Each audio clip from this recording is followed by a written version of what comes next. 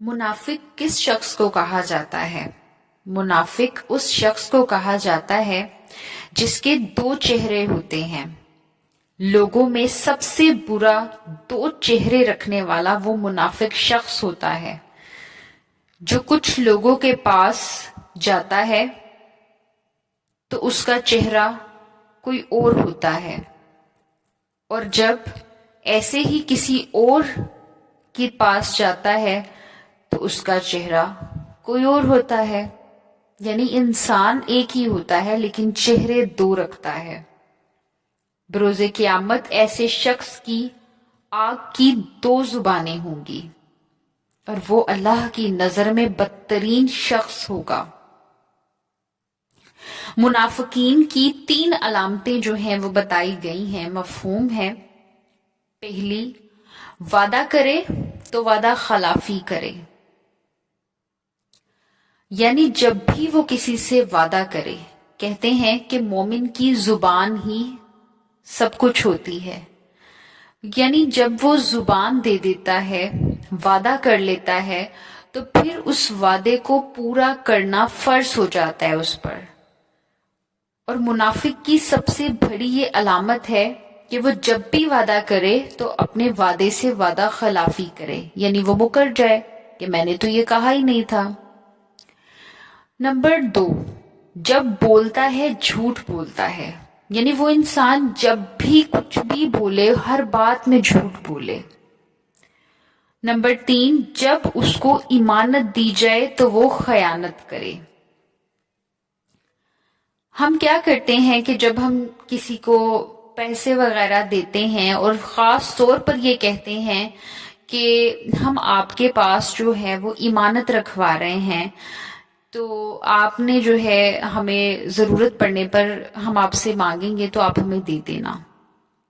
اور جب ہم ادھار لے لیتے ہیں کسی سے تو ہماری کوشش یہی ہوتی ہے کہ اگلا بندہ بھول جائے تو زیادہ بہتر ہے، نہ ہی ہمیں اس کو واپس کرنے پڑے۔ تو یہ بھی ایک منافق کی تیسری جو ہے یہ علامت آ جاتی ہے کہ جب بھی اس کو امانت دی جائے تو وہ خیانت کرے۔ ہم ادھار لیتے ہیں لیکن واپس نہیں دیتے۔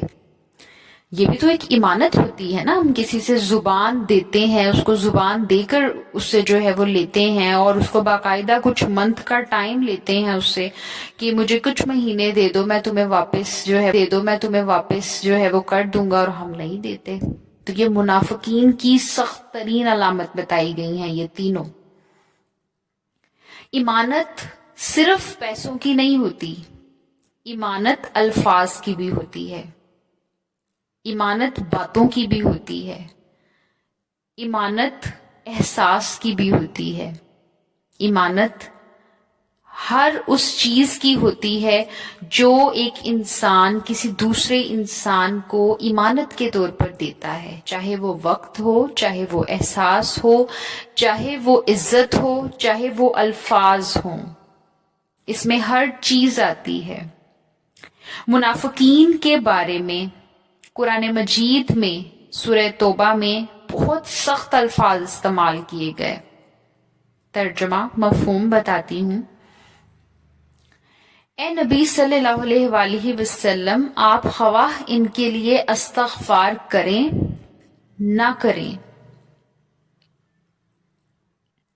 غور سے سنیں، اے نبی صلی اللہ علیہ وآلہ وسلم، آپ خواہ ان کے لیے استغفار کریں نہ کریں، اگر آپ ان کے لیے 70 مرتبہ بھی استغفار کریں گے تب بھی اللہ انہیں نہیں بخشے گا۔ اب آپ خود دیکھیں، یہ کوئی صحیفے نہیں، یہ کوئی عام کتاب نہیں، یہ کوئی عام نسخے نہیں، یہ کوئی عام بات نہیں، یہ قرآن میں سورہ توبہ میں اللہ رب العزت نے پیغام دے دیا کہ منافق کے ساتھ یہ کیا جائے گا۔ اتنی بدترین سزا منافق کے لیے رکھی گئی۔ تو آج سے، ابھی سے یہ تہیہ کریں دل میں کہ اللہ رب العزت ہمیں